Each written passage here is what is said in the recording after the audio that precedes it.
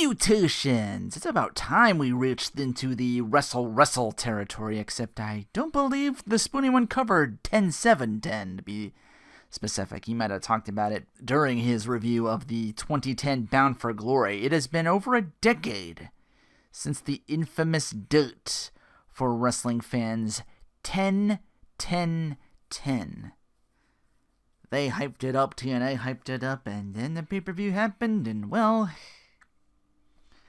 I was hoping to do this, and then I was going to end in 2016 with the ultimate deletion, where the Hardys needed to prove that they were the greatest tag team, or a volcano would delete Cameron, North Carolina. Yes, this happened, and I found out that I had already covered this when it came out, back in episode 17 of Suplexing4Rinoa. Oh no.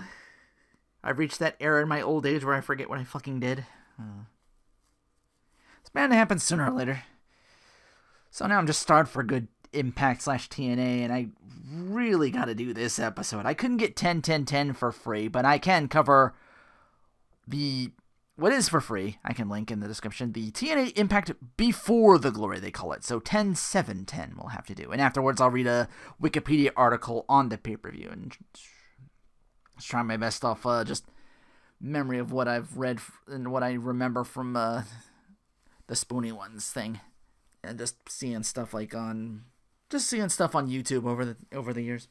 Anyway, 10-7-10 opens with Abyss dragging owner Dixie Carter out to the ring, berating her, taking her where they instructed me to take you, quote unquote.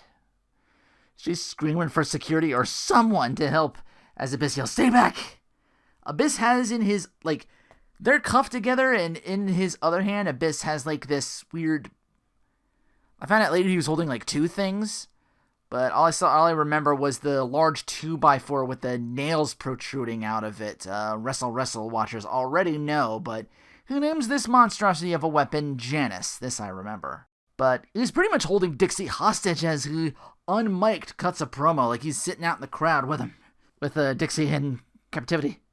"For months, I prophesied their imminent arrival at 10-10-10, and they will take control. You, Dixie, will be gone. They wanted me to ask you one more question. Do you prefer Janice or Bob?" I forgot about Bob. Bob apparently is what I believe to be a fucking branding iron. Scary enough, he's got this huge honking, not even like a board, a slab of just wood. You got this at Home Depot, just this slab of, blackened wood and just actual nails protruding from it. Literally nails. You can fake... I've seen, fake up close, the weird-looking, barbed wire kind of looks. So I forget what they do for it, but it looks all, a little too shiny, a little too flaky or whatever. I forget what the fake stuff they use, but no, this is an actual board with actual nails in it. I don't know if you can gimmick that away. Unless somehow it's, the Usopp hammer and it weighs, next to nothing and it's just a piston. Oh, could you imagine they jarring this thing to be lighter than it actually is? To be, fucking weightless. Oh, gosh. Already in the bollocks. And it gets kind of worse from here. But yeah, I straight up forgot about Bob. And I think I recall the Wrestle saying the brand on it is the date 10-10-10. I don't know if he might have got somebody off camera with it. And then they just ran out with 10-10-10, wherever he branded them. Security is trying to step in as Eric Bischoff negotiates. Yeah, we're in the four-sided ring era of TNA now. The Hogan-Bischoff era, so it only gets worse from here. Gone already is a lot of older stars, including Don West. No, he's been replaced. It's Taz. Yeah, Taz and TNA now. Missing Don already. Anyway, they managed to talk Abyss. I just realized I said they. But yeah, Bischoff managed to talk Abyss out of uncuffing Dixie. Eric screaming, "Oh, cut to commercial, cut to commercial." Out comes Sting, joined by Kevin Nash and the Pope, D'Angelo Dinero. Formerly known as Elijah Burke, if you remember your early WWE ECW stuff, who is currently working for NWA under the same name, if I recall. But yeah, Sting's music hits, they all walk out. Commercial break, they come back. They're now all in the ring, and Pope tells Eric, "Last week, I said you were no good, but maybe you're not. You can't be no good if you're running this the way you are. Maybe you are, maybe you ain't," he's kind of saying. Abyss does have one thing right. At 10-10-10 Bound for Glory, the walls are going to come crashing down on you. Eric, much like us at the time, are all, "What are you talking about? You don't know what you're talking about. You're following these two other, they know what's up? They're leading you around like a dog." Pope demands to know what's up. Eric yells, "This is about Sting and Hogan, just them." Sting grabs the mic and says, "Yeah, right. What started a decade ago is going to come to a head here. It's going to come to a head at 10-10-10. Hogan and me took our pass, and is Hogan ready to put everything on the line this Sunday? When his true character is revealed, will Hulk be able to walk away?" Behind them comes Jeff Jarrett and Samoa Joe, and Eric tells them, Hey, stand down. You want to confront me, Sting, and threaten me because you're not getting what you want? You challenge Hogan. You're challenging a guy who, as we speak, is in intensive care. Look. They show him footage of Hogan. Can't even recall the surgery, but definitely going under the knife. Could be, for all we know, this could have been earlier footage. This could be planned because, more on that later. But yeah, Eric says, 8 surgeries since February. So maybe you two, instead of picking on him, how about you three take on Samoa Joe and Jarrett handicap match? How's that sound? And I guess that was a thing for 10-10-10. Mickey James arrives via car in one of those quick, wait and see. You'll find out why I'm here when I come out to the ring. I thought Team 3D was born in Philly. Now they're in New York saying, David announcement that's going to change tag team wrestling forever. Sounds like hyperbole, but that's TNA. Especially this time period.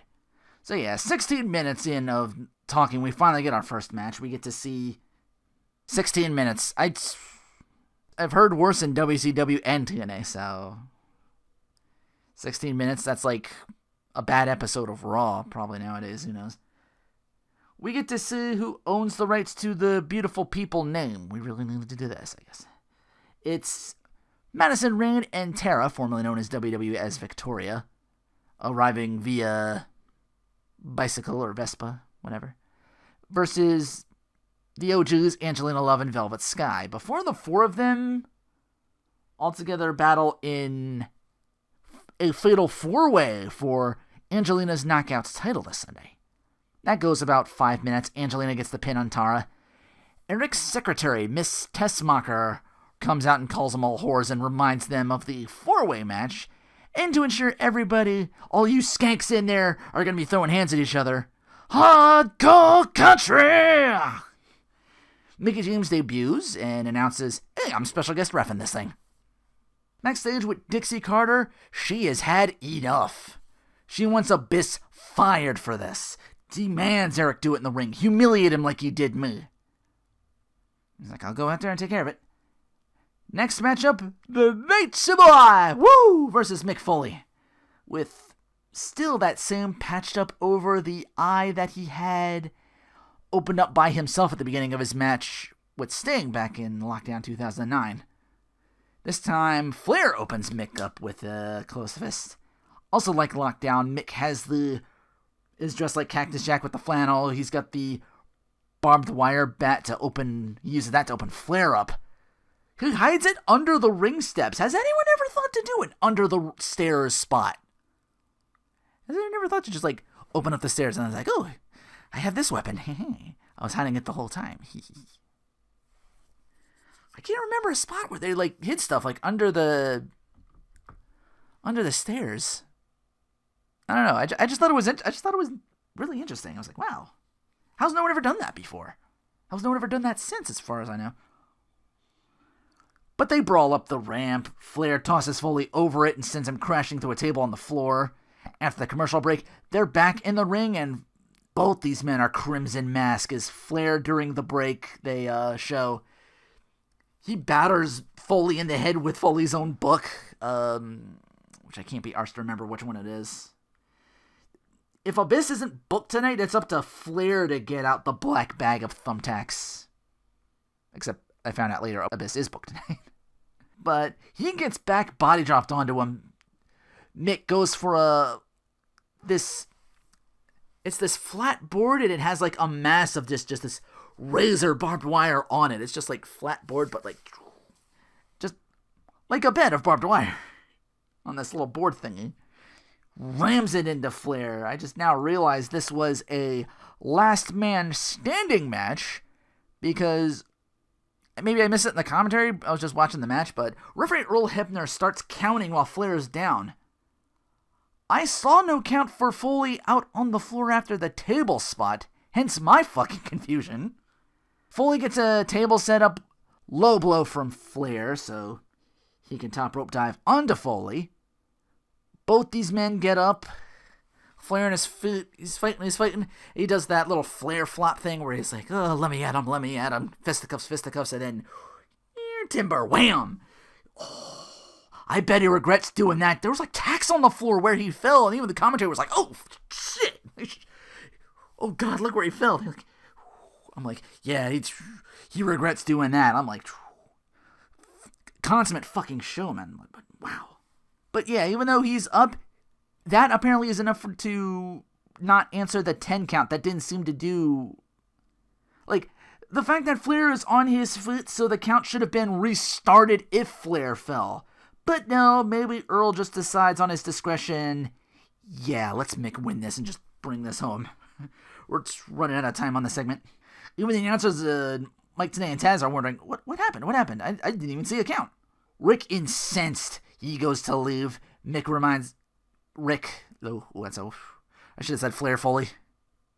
But then I get the Flair mess up on Raw. Flairy. Rick and Mick. But Foley reminds Flair, apparently this also had a kiss my ass post-match stip. Mick says, get in here and kiss my ass. I'm not going to pull my pants down, but you bet your bottom dollar you're going to kiss my dimpled ass. Fortune Group jumps Mick and stops that from happening. Yeah, the group that has the number 4 in their name, like, they throw up the 4 horsemen hand sign, but with like 6 guys. Remember that from Wrestle a lot too.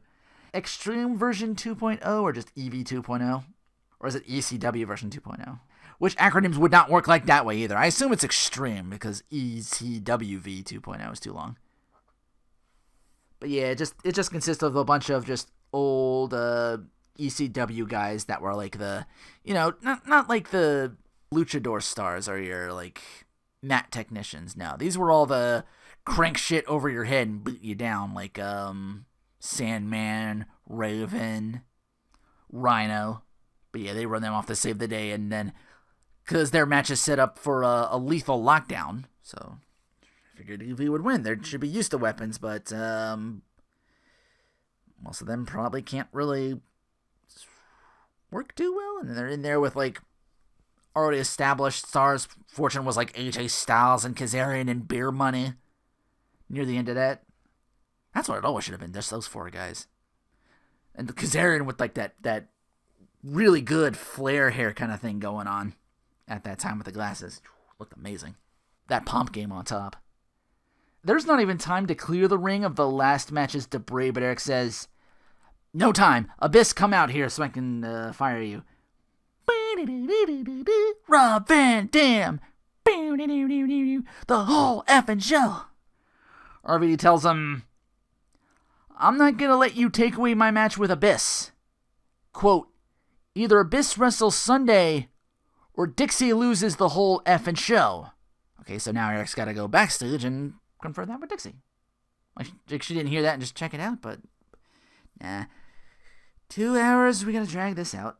Oh, boy. When I said the bollocks of TNA, here's a great example of that. The comedy team of Eric Young and Orlando Jordan versus Shannon Moore and Jesse Neal of Inc. Incorporated, aka Inc. Inc. INKINC. Eric is wrestling handicapped because they give him the horrible, never good wrestling gimmick of wrestling while concussed. So he's in there, he's tagging his opponent in, and Orlando's like, no, I'll handle this. Let my horrible gimmick of dude on dude, gay / bisexual handle this and just molest these fools. I'm in the... Whew. This is two wrong gimmicks not making a lick of right. But yeah, Eric Young and Shannon Moore double team on Orlando. Orlando tries this slick rope assisted pin out of it, and Eric points it out like, hey, ref, this guy's using the ropes. And as the ref is trying to get Young back out of the ring, Jordan asks Moore, how's your nuts? And wins. He wins off a low blow. That's gotta be a moment in Suplexing4Rinoa history. Like, holy shit, how many times have I asked, how's your nuts? And it actually wins a fucking match. I was like, I almost shit myself. I was like, what? Wait. But yeah, the match is over. Ref gets fucking speared by Eric Young out of nowhere. And then as the ref's getting up, he tells him like, hey, ref, listen, we're going to forfeit this match. We do this again at Bound for Glory. We work on our 6-man tag and we do this again. Because he's concussed. It was bad with Saturn and Mapu in the WWE, and it's bad here too. Probably worse, because, well, I think I was too young to really get the whole concussion thing at the time, and I'm like, back then I was just like, why is he acting silly? What's up? What happened? Dixie backstage with RVD. She's all right, have the match. But after that win, lose, or draw, he's done. Abyss is gone. Eric arrives to hand Dixie a contract to sign, says, here is Abyss's termination papers, effective 12:01 a.m. on October 11th. She signs the contract, not even really looking it over, more on that later, and turns to RVD telling him, win. Take Abyss out. And then for something again straight out of 2010, the debut of The Shore, which is the Jersey Shore wannabe gimmick of the debut of Robbie E. and Cookie.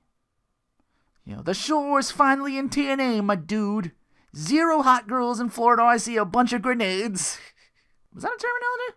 All those guys on MTV, they're just posers working a fist pump up and down the TNA roster. Okay, I know that wasn't meant to be sexual, but main event time. $100,000 on the line with Mr. Anderson versus Kurt Angle, who is apparently putting his career on the line. 10-10-10. These two and Jeff Hardy are going to meet for the to determine the winner of the championship, which, again, my memory of 10-10-10, RVD was the former champion. He's back now. Why isn't he in the fucking championship match? Lol TNA. Yeah, I have the unfortunate memories of shit like that, like just those reviews. The good reviews. Just the having someone else internalize that pain and just like spell it out. I'm just like, oh god, I'm glad I'm not putting up with that anymore. They're going to Mondays. I'll flip, but just out of sheer morbid fucking curiosity. But yeah, it's this $100,000 invitational battle royale. Every 45 seconds, someone else comes in, and the third man is, again, in the TNA title match, Jeff Hardy. I'm like, oh, that's convenient. And then we get AJ Styles in the Ric Flair robe and the Legends title. During the commercial break, TNA says we've added Douglas Williams of British Invasion stable fame. Might also be a member of Fortune, if I'm remembering correctly. He might have been out there earlier. He was like, maybe he's that one guy I don't recognize. Okay. I wasn't sure if that was like Douglas Williams. I was trying to get a good look. I wasn't like Douglas Williams or Desmond Wolfe, a.k.a. Nigel McGuinness. But yeah, it's Douglas Williams, Sabu, Max Buck of Generation Me. Yeah, Young Buck, Young Bucks. I'm not sure which one's which. Chris Sabin and just announced Tommy Dreamer comes out. X Division champ Jay Lethal out next. He ain't dead, he ain't Jeff, but Jeff Jarrett's out next after me, yeah. Still no eliminations. Pope's out next, then Robert Roode, then Sting. Another commercial break. Jeremy Buck, Raven, Kaz, Steven Richards have all come in. Abyss Music's hit at number 19. Let the bodies hit the floor. Abyss eliminates just about every fucking body in this match. Even new people coming in. Before everyone else decides, hey, all of us better just jump this guy. Sting goes to splash him but gets hoofed out as his buddy Kevin Nash comes in. Matt Morgan up next. He eyes up Nash and they go at it for a while. Notion of violence. He's in and Abyss gets rid of both Nash and Morgan. Jim Storm next in. Abyss eliminates both Bucks as Alex Shelley comes in. He gets eliminated. Kaz gets out by Abyss. Rhino in for a while, and then Rhino out. Like, he just comes in. Like, he might have been the quickest elimination here. Abyss gets Jarrett eliminated, gets rid of Pope. Every one of them just trying to eliminate Abyss, but Abyss just shrugging everybody off of him. Gets an overzealous Samoa Joe out as well. Beer Money teases a breakup with Rude trying to eliminate Storm, but they make up just as fast. They go, you. And Abyss just drops both of them. And then Dreamer, then AJ. So, Final Four. Abyss so far has been getting every elimination, including Jeff Hardy. So now we're down to 3. Way later on, Rob Van Dam music hits. I'm like, oh, he's in this match too? I guess he was number 20? Wait, no, Abyss came out 19 and other people came out. I don't remember the count. They didn't count anybody either. But yeah, I guess this was just to, someone making maybe a little side deal working with RVD? Maybe this was like Dixie Carter, like a way to get back at Abyss, because he comes at him for a while. He nearly gets Abyss out. A fallen Anderson takes the opportunity to get Abyss finally eliminated. And we're back down to the original 2 entrants. Anderson versus Angle. Angle catches an attack, and Angle slams Anderson out of the ring to win that $100,000. But will he win the title Sunday? If he doesn't, I guess he has $100,000 to retire on? I don't have the pay-per-view. I couldn't get it for free. I assume you probably got to pay money for their, like, are there either Impact Plus or is it Impact Insider? I forget what the thing is, but I can look over the Wikipedia article and talk about 10-10-10. Since that's like the big turning point. No pun intended, even though I just realized like there's a pay-per-view called Turning Point. Oh man, could you imagine if it actually was Turning Point, if that was so aptly named? It's gonna be weird because I gotta peer away from my mic to read this, but let's see. Daytona Beach, Florida. Daytona. The event was hyped as 10-10-10, a tagline surrounding a storyline that involved the mystery of they, who would reveal themselves on the date, making the event remembered for the foundation of Immortal. But having to earn their spots in the company like everyone else, TNA founder Jeff Jarrett and former executive shareholder Mick Foley both engaged in issues with Bischoff, acting on his own accord. Bischoff often feuded with Foley and forced Jarrett to work humiliating jobs backstage, like flipping burgers, cleaning restrooms, that he fought Bald Val Venus in, if I recall, placing Jarrett in very unfavorable matches. In February, Hogan offered guidance to a neurotically unstable Abyss, and this new friendship uplifted him when Hogan gave him his WWE Hall of Fame ring. Yeah, this also happened. And vowed to make him, quote, a god of wrestling. In March, Sting attacked Hogan and Abyss, turning heel in the process due to suspicion of Hogan and Bischoff, after Foley lost a career-threatening match against Jarrett set up by Bischoff, so he had to get rid of one of them, where the loser was fired as a result. Hogan ordered Bischoff, lay off of Jarrett. At Lockdown on April 18th, Bischoff turned face, helping Team Hogan, which excluded Jarrett, pick up the victory, defeating Team Flair. Subsequently, Sting raised his inquisition of Hogan and Bischoff after he was ranked number 1 by the TNA Championship Committee in the top 10 rankings for a shot at the TNA World title. Yeah, if you recall that one. By June, Abyss turned heel, leading to a heated confrontation with Hogan, revealing he was controlled by an entity known as They, who he said was coming to TNA on 10-10-10. For costing him his world title shot on June 13th at Slammiversary, Sting retaliated against Jarrett, resulting in a 30-day suspension without pay by Dixie Carter, who ignored his warnings about Hogan and Bischoff being up to a conspiracy. In August, Sting returned with Wolfpack facepaint and helped Kevin Nash, who supported him through the suspension, beat down Hogan, Bischoff, and Jarrett. In September, Samoa Joe joined forces with Jarrett in his feud with Sting and Nash, who were later joined by the Pope D'Angelo Dinero. Sting and Nash and Dinero would all eventually uncover inside information from Bischoff's assistant, Miss Tessmacher, that suggested Hogan and Bischoff had been planning something all along. At the end of the month, Sting claimed his good versus evil battle with Hogan from WCW was still ongoing and challenges Jarrett, Joe, and Hogan to square off with him, Nash, and Dinero on October 10th at Bound for Glory. Due to legitimate back injuries over the years plaguing his body, Hogan underwent surgery and was subject to intensive care, rendering him unable to accept his part as revealed in October. Okay, that's why the handicap match.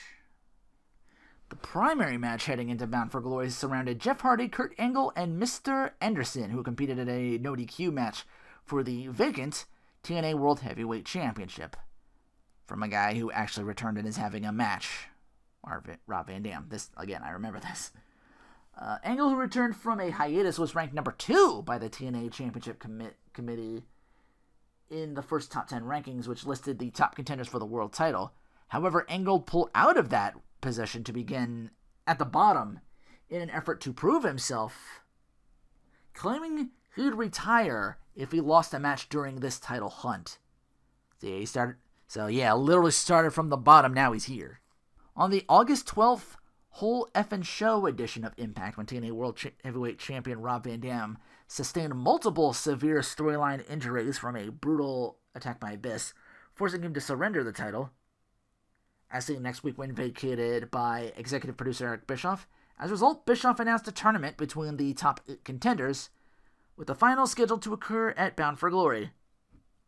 That same night, Hardy, Anderson, Kurt Angle, and D'Angelo Dinero won their tournament quarterfinal matches. At No Surrender, Hardy and Angle fought to a no contest in their semis, but Anderson defeated Dinero in the main event to advance. That's why the triple threat. They tried to do the triple threat. It was overruled by TNA President Dixie Carter, pitting Angle and Hardy in a rematch that night, when the match ended in an ineffective double pin. We got the three-way match again, against Carter's wishes. A top feud heading into Bound for Glory was RVD seeking revenge against Abyss in a Monsters Ball match. For weeks, ECW alumni surfaced by repeatedly appearing in the stands of the Impact Zone and on the July 15th edition of Impact.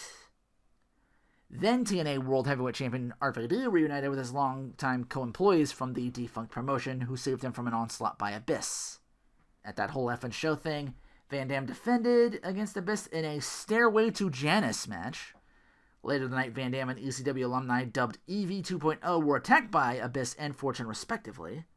The attack on Van Dam was severely brutal, serious storyline injuries, forcing him to relinquish. He made his resurfacing on September 16th via telephone interview, where he announced he's returning the following week against his doctor orders, so a month in before 10-10-10, he's back. Wow. So Van Dam confronts Abyss, referencing that his doctor said he'd be cleared for 10-10-10 and demanded a match against Abyss at Bound for Glory, which Bischoff agreed to sanction. 2 weeks later, Abyss suggested that their encounter at the event be a Monsters Ball match. Fortune, AJ Styles, Kazarian, Matt Morgan, Robert Roode, and James Storm, all accompanied by Ric Flair, versus EV 2.0, Dreamer, Raven, Rhino, Sabu, and Stevie Richards, all accompanied by Mick Foley, was another feud entering Bound for Glory. Face off in a lethal lockdown match at the August 12th Hope Effin show. They gave their farewell speech off the heels of their reunion-themed pay-per-view on August 8th, Hardcore Justice, given to them by TNA Dixie Carter. Because we gotta have another, because I guess TNA had to do their ECW One Night Stand. I remember that Wrestle review, and, well, it wasn't good. But yeah, after that, Fortune appeared and just beat all their asses, with Ric Flair blaming Carter for the situation. Next week, Flair and Fortune made it clear their contempt for the hardcore-based nature of their adversaries and did not appreciate them coming in for another shot at glory. That night, the feud between the two parties escalated when Carter clarified that she contracted all members of EV 2.0. Again, the Wrestle, like, they show up and start beating each other down, like Al Snow turns and punches, like, I think, like, one of the other punches, like, D'Lo Brown or something like that, and the whole thing was, like, Dixie Carter comes out, like, everybody, please, stop fighting! I invited them! You invited them, and Al Snow shows up and it's like, I would think there'd be some repercussions for that, but she invited them, so Al Snow, loyalty! I forget who he punched. It was either D'Lo or Terry Taylor, somebody else on the back in TNA, working I guess like security or I can't think to recall what their roles might have been back then. But yeah, all EV 2.0 members contracted who looked to avenge Van Dam. Foley, who had recently returned during the invasion and regretted getting Flair to join TNA, sparked that rivalry between the two again. Meanwhile, Tommy Dreamer, who respected Styles until the week prior, challenged him to a match that night. Abyss helped Styles defeat Dreamer in a match that ended with a brawl between the two groups. September 2nd edition of Impact, Fortune competed with EV 2.0 in an 8-man elimination tag, boiling down to Styles as the sole survival. The sole survival. More the pain. Battling Dreamer. And Styles winning the match for Fortune. At No Surrender, AJ Styles and Douglas Williams of Fortune defeat 2.0 members. See, Douglas Williams, I thought that was him. So yeah, he's in there too. So they beat Dreamer and Sabu. Weeks later, Dreamer, with the absence of the rest of the group, tried to call a truce, but Fortune beats his ass, which leads to Brian Kendrick unsuccessfully attempting to make the save, and I guess he gets his ass beat too. Forgot all about the Brian Kendrick thing, the whole guru gimmick he had. September 23rd, Styles prevailed over Sabu, so man, they sure do lose a lot coming up to this.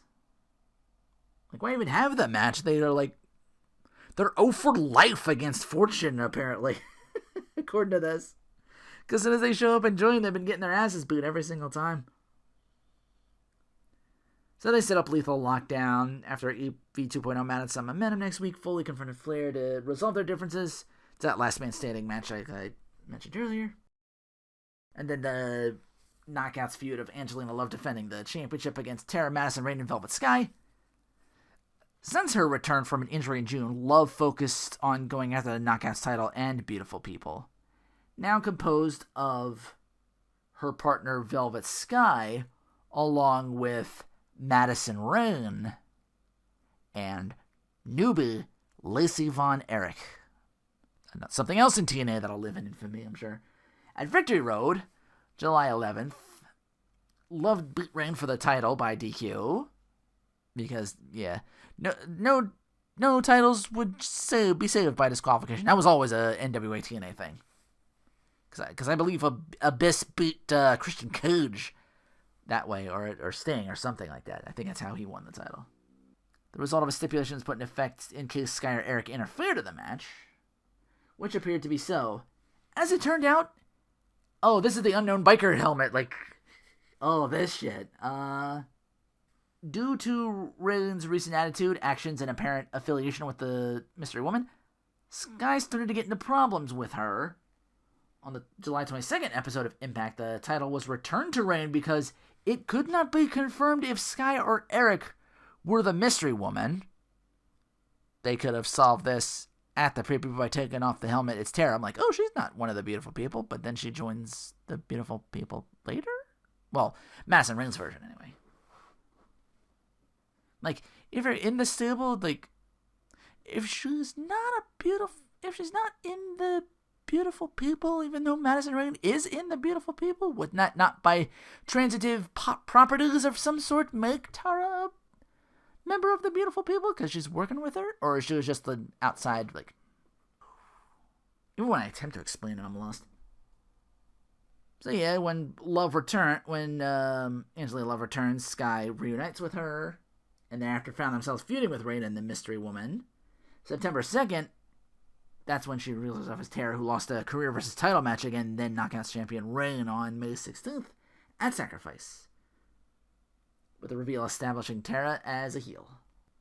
Oh, and it mentions Tessmacher became the Knockouts general manager in consequence of the division falling into disorder and had Reigns sign a waiver to allow Tara back as an active competitor.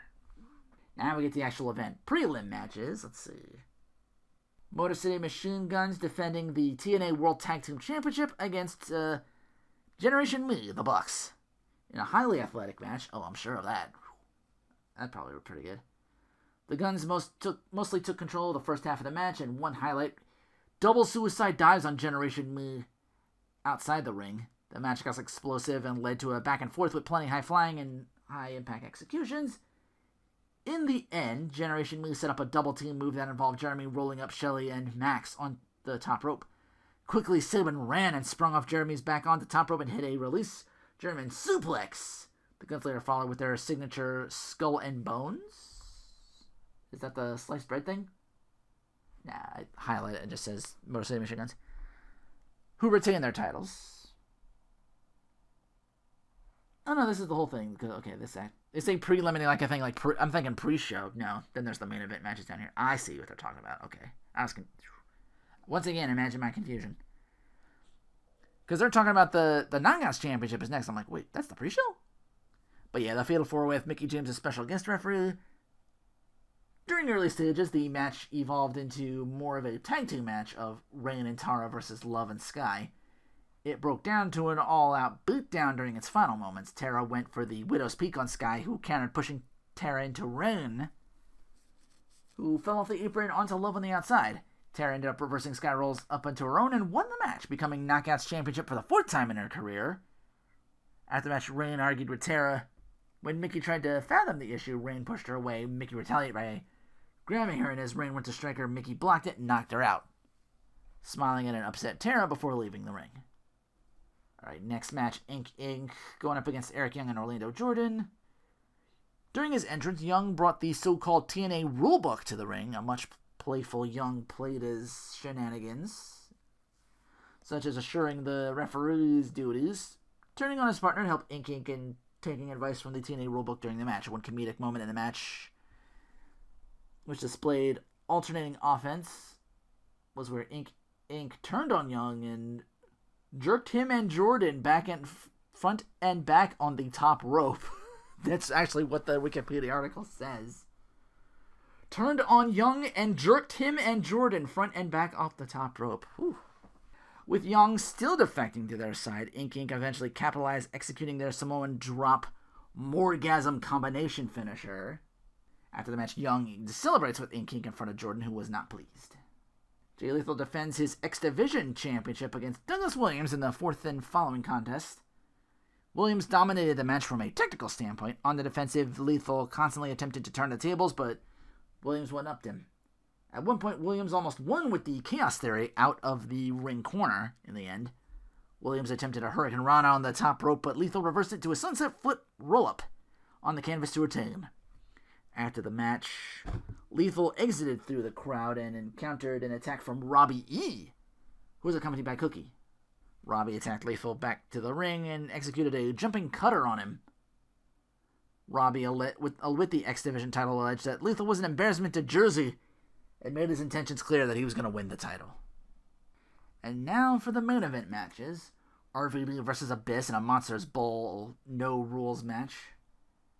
Before the match, Abyss cut a promo in the ring saying, prophesying about the date was upon us and would begin with the destruction of Van Dam, and continue with the takeover. Van Dam immediately after his entrance attacked Abyss, slugging him into a corner and followed up with kicks. stayed on the offensive until him and Abyss began to go back and forth. 2 high-impact spots where Van Dam performed the Van Daminator. A corner-to-corner missile drop kick into a barbed wire board that also hit Abyss, as well as Abyss talking to a chair at Van Dam, who fell off the top rope and threw a barbed wire board. Oh, that's what it's called, okay. Yeah, I swear they keep bringing the barbed wire board up in all these matches. Near the end, Van Dam nailed Abyss with his own brutal signature weapon named Janice and carried on to jump off the top rope with that 5-star frog splash to gain the win. After the match, Abyss signaled for the camera and brought up 10-10-10 and said to get ready because him and they were coming. The 3-on-2 handicap match, when Joe was close to finally tagging in Jeff Jarrett for his handicap match, Jarrett jumped off the apron, turning on him and abandoning the match. So Joe is left a 3-on-1. Nash hits the jackknife on Joe and win the match after pinning him. Oh, Team 3D's announcement is 23-time World Tag Team Champions. Okay, so one more with that. They praised TNA for taking pride in tag team wrestling and claimed they had the best division in the world. Then and there, Team 3 announced their retirement, but requested their final match be against the TNA World Tag Team Champions, the Motor City Machine Guns. The penultimate match of the night was the EV 2.0 versus Fortune. Again, Fortune with 5 guys. So this one's a 5-on-5 instead of a 4-on-4 like the last lockdown I mentioned. Flair and Foley wasted no time to get the first shots in on each other, even though they're managing, before all participants could reach the ring. Due to entry at a timed interval, Kazarian and Richards initiated the match. As things progressed, Kazarian started off with control in the early going, but Richards took over for the most part after executing 4 neck breakers, all until Styles, who won the Lethal Lockdown advantage, came in to help Kazarian double-team Richards. Dreamer in next came in taking down Styles and Kazarian. Rude stormed in to turn the table successfully, and this allowed Styles to cause Dreamer to shed blood by raking his face against the cage. Sabu came in next with a strong momentum against Styles, Kazarian, and Rude. Following this, Storm entered the Lethal Lockdown, and thereafter an all-out brawl began ensuing. Raven made his way in, worked over his adversaries when Morgan, Fortune's final entrant, got in. He powerbombed Sabu into the cage, and subsequently Sabu started bleeding. Rhino, as the last entrant for his team, made his way in, and the top of the Lethal Lockdown structure lowered to begin the match festivities. Everyone grabbed weapons, started going at each other. Simultaneous to Flair and Foley fighting. Near the end, Morgan kicked the cage door open unintentionally in a misdirected effort. Kazarian and Richards winded up at the top of the cage, where Brian Kendrick appeared out of nowhere, and before Kazarian could jump off a ladder onto Richards, knocked him off and put him through a table with a backdrop. As Kendrick meditated at the top of the stage, back in the ring, Dreamer scored a top rope Dreamer driver on Styles and actually won for once. Wow, that's like WWE Championship booking. Blank has been the champion, and then the champion wins afterwards. Predictable! Alright, now our main event, featuring Jeff Hardy versus Angle, who vowed that he would retire if he lost, versus Anderson for the vacant TNA World Championship. Angle and Hardy pursued Anderson to boot him down in the outset of the match, but Anderson fought back against both of them. The short-lived team between Hardy and Angle dissolved after Angle attempted a pin on Anderson right off a belly-to-belly suplex. During Hardy's onslaught on Angle in the ring corner, Anderson struck Hardy, and soon this all led to Angle executing a German suplex on Hardy, who also performed one on Anderson simultaneously. The action spilled to the outside and showcased a spot that had Hardy diving out of the ring at Angle and Anderson, who were brawling with a suicide dive. Back in the ring, the offense swung between all three, who tried to capitalize for the win. As the match progressed in a series of failed attempts, Angle looked to hit the Angle Slam on Anderson as Anderson tried to hit the mic check on Angle. When Angle went for a clothesline on the Anderson, that's what it says, he inadvertently missed and connected with the ref. Ref bump! At this time, Angle and Anderson exchanged offense where Angle delivered a German suplex, and Anderson was able to get the mic check, which left both men grounded. Near the end of the match, Eric Bischoff came to the ring with a chair and attempted to interfere in the match, but was stopped by the surprise appearance of Hulk Hogan. who made his entrance with crutches due to a back injury. Bischoff grabbed a crutch and appeared to have a disagreement with Hogan, while Hardy grabbed Hogan's other crutch to ward off the two. But it was all a ruse when Hardy attacked Angle with the crutch. Heel turn. Amused, Bischoff offered his crutch to Hardy, repeating the act on Anderson and following it up with a twist of fate to become the new world champion. After the match, it was revealed that Abyss, Hogan, Bischoff, Jarrett, and Hardy were they. Thus revealed that Sting and Nash's suspicions against Hogan and Bischoff were right the whole time. No shit. Aftermath. On the following episode of Impact, this Wrestle cover too, Dixie Carter's attorney, Guy Blake, accosted Eric Bischoff and accused him of getting Dixie to sign a different contract other than one he carried out to carry out the firing of Abyss, alleging that Bischoff switched contracts and had her sign it under false pretenses. Bischoff declared that Carter openly signed the papers on live TV and welcomed any legal action as Blake made his intentions clear that he would further the case. So yeah, as Wrestle mentioned, they it's false pretense. I forget what the legal term it is, but we're live, pal. So Bischoff switched contracts and told her to sign under a false pretense.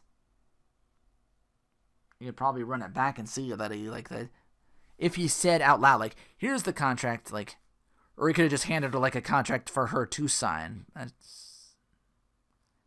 Again, there I go again, trying to logic my way out of this, and it's lol TNA. Hogan and Bischoff firmly state they own TNA now, and together with their new group, they were immortal. Fortune would join their regime after Ric Flair and Hogan exposed they gotten over their past differences at that time. The new World Heavyweight Champion Jeff coming out to the whole suit thing and another me. He admitted to being responsible for Abyss critically attacking Rob Van Dam in order to remove him from the TNA World title picture, even though he came back. And although Nash and Sting were invited to align with Immortal, the two refused and chose to leave TNA. Sting would eventually come back. Kevin Nash left for the WWE to get involved in the whole CM Punk thing that ultimately, sadly, ended up nowhere because Nash just born under a bad sign during that time. Like I mentioned, the other staph infections, and then it was like some kind of medicine he was taking or something like that kind of like made it so he couldn't wrestle at all. So they had to like change all the stuff they were gonna do. Carter was also ejected from the building while trying to find out why Hogan and Bischoff conned her into taking over the company. But yeah, I remember this, like, you want me to say it here? You want me to just, like, Hogan was like, yes, I screwed you out of your company. Once again, that's your Exhibit A for the trial case. So, the signing thing, that could be overlooked, but him basically admitting, yes, I screwed you out of your company. That's criminal intent, I believe. That's your Exhibit A right there. That's your closing argument. You just play that play that clip over and over again. Play it again, Sam. Play it again, Sam. Yes, I screwed you out of your company. He confessed. So Dixie's trying to get in. Gunnar Murphy take her away. The heel security guards. They beat down her husband, Serge, I think, tries to get involved. Well, this continues. Soon enough, Carter eventually slapped Hogan with a court order on the March 3rd, 2011 episode of Impact. When the case settled, Hogan made his return and publicly announced that the judge ruled in his favor and he would take full control of TNA as the owner, while Carter would only provide the money. What? On the same episode, Sting returned and from then on did everything in his power to turn Hogan back to the good side, ending with their match at Bound for Glory 2011, so a full year of that. That saw Sting defeat Hogan before Hogan changed for the better, with the stipulations that Carter would get back control of TNA if Sting won. Fortune and EV 2.0 continued their feud into Turning Point 2010, where Fortune picked up the victory in their final group versus group war, which allowed Fortune to fire a member of EV 2.0 that manifested itself as Sabu. So they gradually crumbled before fortune divided from Immortal in January 2011 to start their next rivalry. I believe they were trying to get the stars of Main Event Mafia, and I think Nash wasn't coming back, Booker wasn't coming back. I think Angle was still at that time. Speaking of Angle, Kurt Angle prepared to retire by giving his farewell address following his loss at Bound for Glory, but found himself in a dilemma over this situation when he discovered a loophole that he wasn't pinned or submitted in the match. So basically, yeah, loophole schmoophole. Interrupted, Jeff Jarrett relit his feud with Angle, blaming him for making his life hell after recruiting him to TNA and seeking to return the favor. Around the same time, Samoa Joe sought retribution against Jarrett for placing his trust in him and getting betrayed, which converted into matches at the next 2 pay-per-views.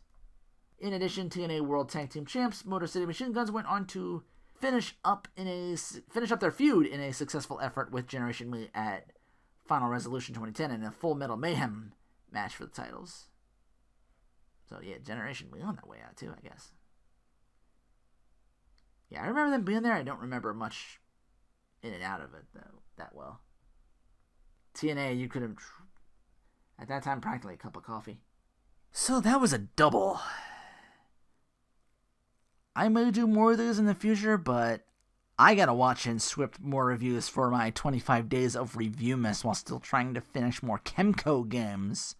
So that continues. So I gotta cut and run a little bit short on this. Again, I had Sunday planned to do the Ultimate Deletion in 2016, but I already covered it in a previous Suplexing4Rinoa.